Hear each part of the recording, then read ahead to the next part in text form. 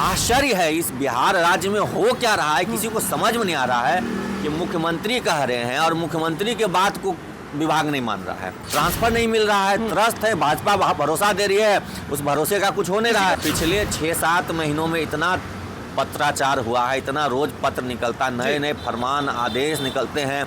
टोला सेवक से विद्यालय की जांच कराने का आदेश निकल के बताइए, जो मैट्रिक पास टोला सेवक है वो हम लोगों का BA MA DLED BEd करके पढ़ा रहे हैं, वो हमारे विद्यालय को जांच करेंगे। मुख्यमंत्री से बड़ा विभाग हो गया, पदाधिकारी ज्यादा पावरफुल हो गए मुख्यमंत्री से। नमस्कार, मैं हूं अनुकुल तिवारी और आप वॉइस हब देख रहे हैं। देखिए, आप सभी जानते हैं कि शिक्षक जो हैं, जो नियोजित शिक्षक हैं, जो शिक्षक हैं, वो प्रताड़ित हो रहे हैं, वो टेंशन में है समय को लेकर। हमारे साथ शिक्षक नेता अमित विक्रम मौजूद हैं। आप बताएं, नीतीश कुमार कुछ कहते हैं, के पाठक कुछ कहते हैं, समय को लेकर समय बदल गया क्या? देखिए, कल विधानसभा में माननीय मुख्यमंत्री जी ने कहा कि विद्यालय का समय जो है 10 से 4 होना चाहिए जी। और उसके बाद हम लोगों को एक बड़ी उम्मीद जगी कि हमारा ये बहुत प्रमुख मांग रहा है कि विद्यालय के समय के टाइमिंग को जो चेंज कर दिया गया है उसमें सुधार हो जाएगा जी।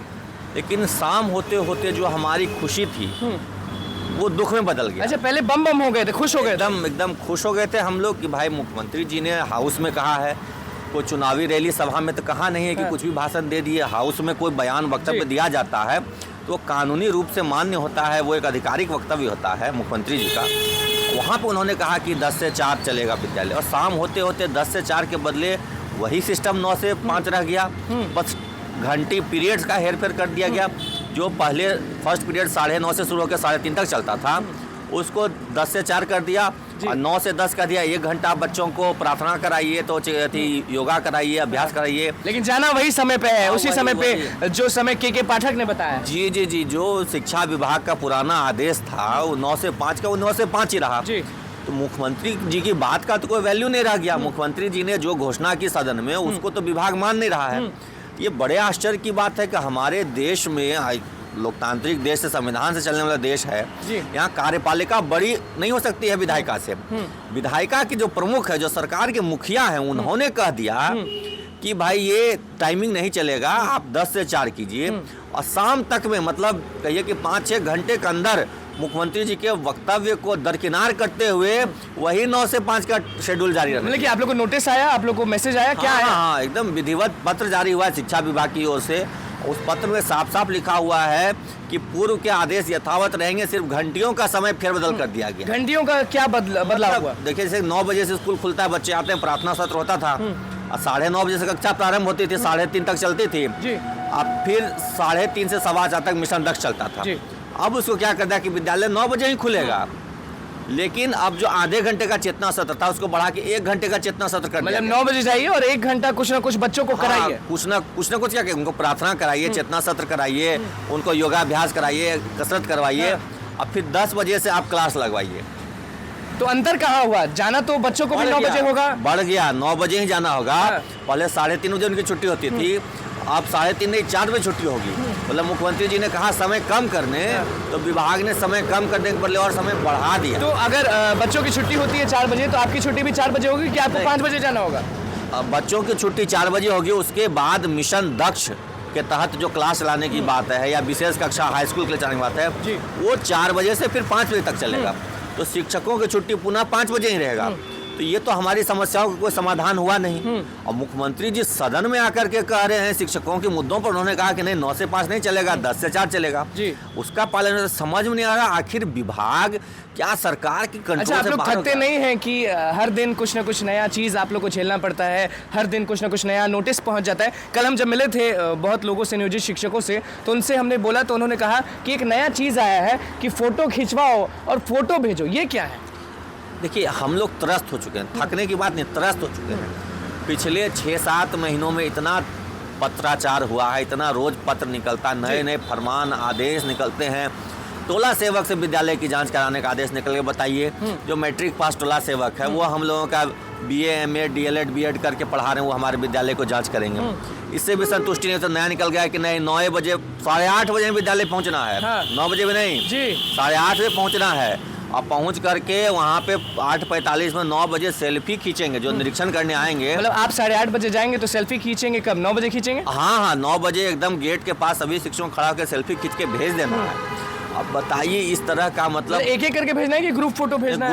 ग्रुप फोटो भेजना है। हाँ। और जो निरीक्षण करता होंगे, चाहे वो टोला सेवक हो कि बीपीएम हो कि बीआरपी हो, कोई भी हो, वो फोटो खींच के भेजेंगे। ये बताइए क्या हो रहा है, मतलब समझ में नहीं आ रहा है कि आखिरकार। अच्छा, कल जब सदन में नीतीश कुमार, हमारे मुख्यमंत्री, आपके मुख्यमंत्री, जब कहे थे चिल्ला के कि अब समय होगा 10 से 4, तो क्या दिमाग में आया था? नहीं, हम लोग तो बहुत खुश हुए थे कि माननीय मुख्यमंत्री जी ने हमारी मांग का संज्ञान लिया है, जो परेशानियां शिक्षकों को हो रही हैं। लेकिन मतलब आश्चर्य है, इस बिहार राज्य में हो क्या रहा है, किसी को समझ में नहीं आ रहा है कि मुख्यमंत्री कह रहे हैं और मुख्यमंत्री के बात को विभाग नहीं मान रहा है। मुख्यमंत्री से बड़ा विभाग हो गया है, पदाधिकारी ज़्यादा पावरफुल हो गए मुख्यमंत्री से। अराजकता की स्थिति हो गई है कि सदन में मुख्यमंत्री जी घोषणा करते हैं। आज तो देखिएगा विधानसभा में इस मुद्दे पे बहुत बवाल होगा। हमारी बात हुई है सभी विधायकों से, माननीय एमएलसी लोगों से। कल शाम में हम लोग जाकर के मिले, आप भी आए थे, आपने भी देखा था। हमने कहा कि आखिर हो क्या रहा है यहाँ पर, कौन है, बिहार को कौन चला रहा है? मुख्यमंत्री जी चला रहे हैं कि कोई पदाधिकारी विभाग को चलाएगा? कोई बड़ा अधिकारी चला रहा है कि मुख्यमंत्री चला रहा है? आखिरकार इस राज्य में किसका शासन है? लोकतंत्र है कि अफसरशाही है? कौन चला रहा है? लोकतांत्रिक तरीके से राज्य चलेगा कि अफसरशाही? कब तक झेलिएगा? लगातार तो आप लोग सड़क पर उतर जाते हैं, कब तक झेलिएगा? ये समय का खेल, ये परीक्षा का खेल, ये भाजपा वाले जो बोले वो किए नहीं उसका खेल, कब तक झेलिएगा? इसके लिए कहीं ना कहीं शिक्षक भी दोषी। हम लोगों ने सभी संगठनों ने मिलकर के मना किया पहले कि बीपीएससी के फॉर्म मत भरिए। 60-65 हजार लोग बीपीएससी के फॉर्म भर दिए। फिर सक्षमता आया तो उसमें मना किया कि मत भरिए। लेकिन लोग माने नहीं, 2 लाख भर दिए।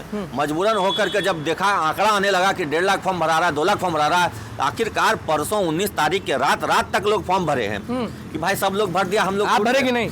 भरना पड़ा, मजबूरी है। अच्छा, शिक्षक नेता अमित विक्रम भी फॉर्म भर दिए? अभी शिक्षक नेता फॉर्म भरे। हाँ। मजबूरी में क्या करेंगे? हमको तो ट्रांसफर चाहिए, ट्रांसफर नहीं मिल रहा है, त्रस्त है। भाजपा भरोसा दे रही है, उस भरोसे का कुछ होने रहा है। ट्रांसफर नहीं चाहिए तो किसी को ट्रांसफर चाहिए, और कोई नीति ही नहीं बन रही है। आपको ट्रांसफर क्यों चाहिए?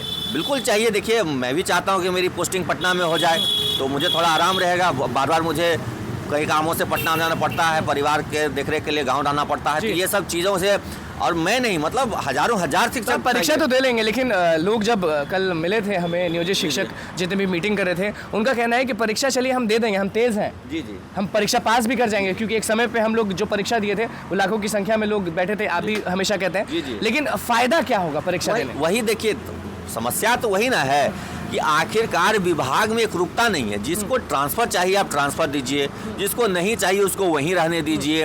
वेतन वृद्धि पर कुछ कहा नहीं जा रहा है, सेवानिवृत्ति तो कुछ और जो भी सत्ता में आते हैं आश्वासन देते हैं, वो फिर वो गायब। तेजस्वी जी देखिए अभी जन विश्वास यात्रा पे निकले हैं। सत्ता में रहते हुए कहाँ कोई यात्रा की? किसी से मिलते थे क्या? जब वो सत्ता में थे, शिक्षक प्रतिनिधि जाते थे तो मिलते थे क्या? एक भी बार किसी से नहीं मिले।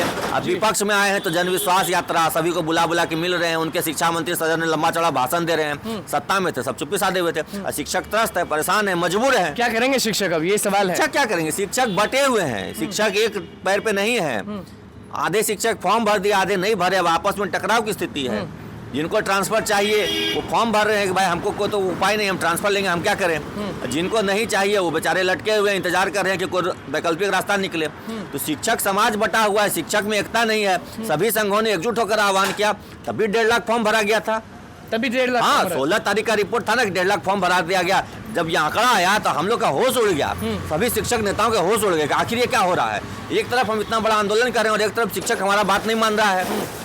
तो ये एकरूपता नहीं है, इस वजह से इतनी सारी दिक्कतें हो रही हैं। और ये एकरूपता शिक्षकों को लानी पड़ेगी अपने मांग। लगातार बैठक अब शुरू होगा, बैठक आंदोलन सब चीज हो रहा है, लेकिन जो शक्ति दिखना चाहिए शिक्षकों के अंदर, जो जीवटता दिखनी चाहिए, वो नहीं दिखा पा रहे हैं शिक्षक। दिखाना जरूरी। हाँ, इसलिए इतना शोषण हो रहा है। के पाठक जी कुछ दिन के लिए छुट्टी पे गए थे, यही शिक्षक लोग रोना रोने लगे थे कि कहाँ चले गए हमारे सर, कहाँ चले गए हमारे सर। आज वही के पाठक साहब जब छुट्टी का आदेश रद्द कर रहे हैं, टाइमिंग का नहीं कम कर रहे हैं, तो फिर पुनः शिक्षक कंप्लेन कर रहे हैं।